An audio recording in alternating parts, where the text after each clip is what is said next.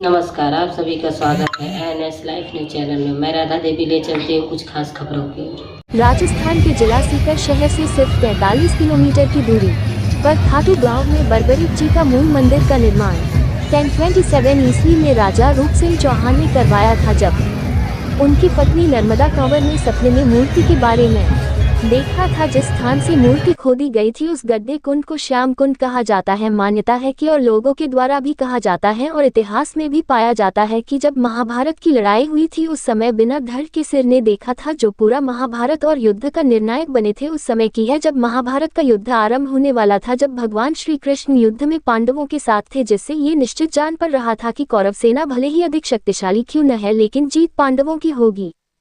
ऐसे समय में भीम का पौत्र और घटोत्कच का पुत्र बर्बरीक ने अपनी माता अहिल्यावती मौर्वी कामकांतिका को वचन दिया था कि युद्ध में जो पक्ष कमजोर होगा वह उनकी ओर से लड़ेगा। बर्बरीक ने जो महादेव को प्रसन्न करके उनसे 3 अजेय बाण प्राप्त किए थे, जो लेकर के युद्ध क्षेत्र में पहुंच गए थे, जिसका पता पांडवों के सेनापति को चला। और जब बर्बरीक से पूछा कि आप किसकी तरफ से युद्ध में हिस्सा लेंगे, तब बर्बरीक ने बताया कि जो रणभूमि में हारेगा हम उसकी पराजित को जीत में बदल देंगे। और जब ये बात सुनी सेनापति ने बर्बरीक से कहा कि आप एक अकेले हैं और आपकी सेना कहाँ है जो हारे हुए को जिता देंगे।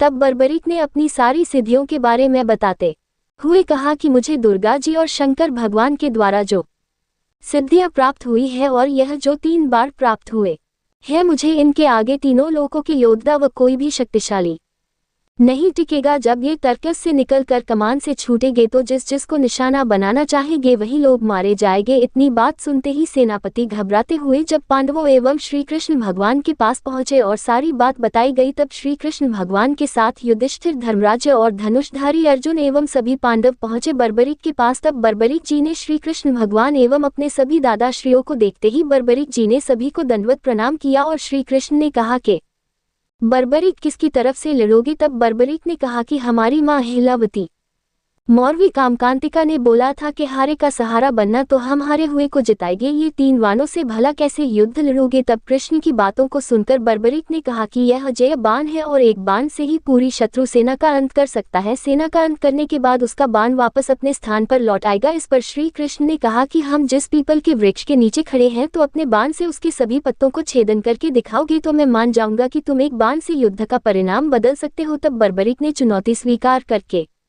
भगवान का स्मरण किया और बाण चला दिया। पेड़ पर लगे पत्तों के अलावा नीचे गिरे पत्तों में भी छेद हो गया था। इसके बाद बाण भगवान श्री कृष्ण के पैर के ऊपर आकर रुक गया था, क्योंकि एक पत्ता भगवान ने अपने पैर के नीचे दबाकर रखा था। जब बर्बरीक जी ने भगवान श्री कृष्ण से कहा कि प्रभु पैर हटाए पत्ते पर से, वरना आपके पैर का भेदन हो जाएगा।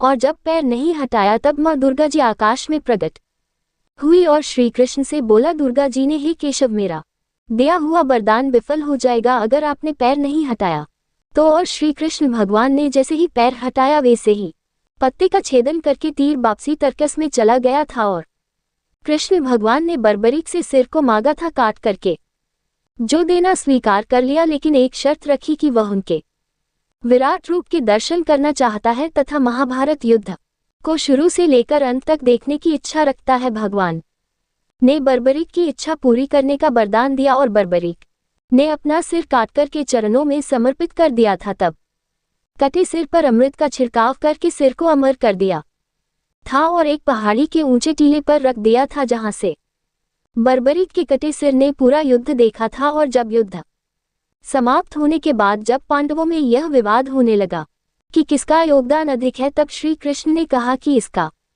निर्णय बर्बरीक करेगा जिसने पूरा युद्ध देखा है। बर्बरीक ने कहा कि इस युद्ध में सबसे बड़ी भूमिका श्री कृष्ण की है। पूरे युद्ध भूमि में मैंने सुदर्शन चक्र को घूमते देखा। श्री कृष्ण ही युद्ध कर रहे थे और श्री कृष्ण ही सेना का संहार कर रहे थे। तभी श्री कृष्ण भगवान ने वरदान दिया था कि आज से हमारे नाम से पूजे जाओगे। खाटू गांव में खाटू श्याम के नाम से दुनिया की जनता पूजेगी और हारे का सहारा बनोगे। तभी से यह खाटू श्याम जी के नाम से जाना जाता है। असल में ये बर्बरीक भीम के पोते हैं और घटोत्कच का बेटा बर्बरीक है। इन्हीं को खाटू श्याम के रूप में पूजा की जाती है, जबकि बर्बरीक में बचपन से ही वीर और महान योद्धा के गुण थे और इन्होंने भगवान शिव को प्रसन्न कर उनसे 3 अभेद्य बाण प्राप्त किए थे। इसी कारण इन्हें 3 बाणधारी भी कहा जाता है। और उसी समय तभी श्री कृष्ण भगवान ने बोला था कि यह मेरा पैर इस जगह कमजोर हो गया है और अब यह मेरी मृत्यु का कारण बनेगा। पैर और तीर लगने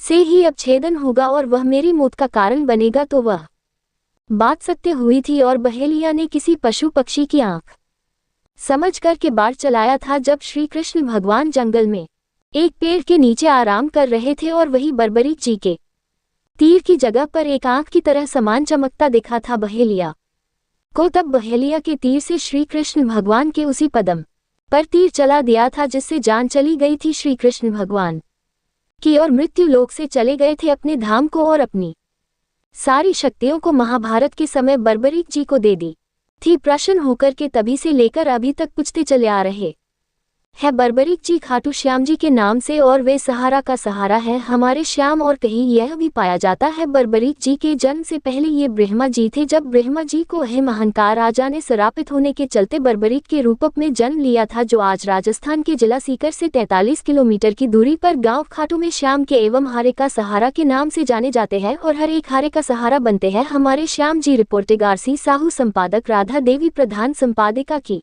आप लोग कहाँ से आए हैं अनवर? हम लोग अहमदाबाद से आए हैं। अहमदाबाद से आए, थोड़ा तेज बोलें। अहमदाबाद से आए हैं। आप अपना नाम बताएं, पता बताएं। सुनील कुमार से प्रयागराज का रहने वाले हैं। लोग हाँ। सरकारी कंपनी में काम करते हैं अहमदाबाद, वहाँ से दर्शन करने आए हैं। थोड़ा तेज बोलो, थोड़ा तेज बोलो, आवाज़ शोर हो रहा ना। आप अपना नाम बताएं भैया। जगन कुमार से। कहाँ से हैं आप? जयपुरा से। जयपुरा मिर्जापुर उत्तर प्रदेश। अच्छा, यहाँ अहमदाबाद में जॉब करते हैं मारुति कंपनी में। यहाँ कहाँ पर आए हैं आप? ये कौन सी जगह है? खाटू श्याम। ये खाटू श्याम जी हैं। कब आए थे आप लोग? अब मैं आया हूँ 11 बजे। अच्छा, दर्शन हुए? यहाँ के दर्शनों की क्या महिमा है? हो गया दर्शन, बहुत अच्छा लगा देखने में। अच्छा, आप ये साथ में आपके कौन है? आपकी पत्नी है? हाँ। क्या नाम है? कशिश सोनी। कशिश सोनी। अच्छा, बताएंगे तुम लोग कब से आ रहे हैं यहाँ पर? पहली बार आए। पहली बार? आप भी भाई? हमारा भी पहली बार आए। अच्छा लगा यहाँ पर? कैसा लगा आपको घूमने में? बहुत अच्छा लगा। आपको कैसा लगा, आप बताएंगे? बहुत अच्छा लगा। सही में? आपका शुभ नाम क्या है? कशिश सोनी। कशिश सोनी। कहाँ से हैं आप? प्रयागराज। आप लोग को संदेश देंगे जनता को? जनता सब आके दर्शन करें भगवान जी का, और क्या। बस सब लोग वहाँ दर्शन करें। सब आए दर्शन करें। धन्यवाद।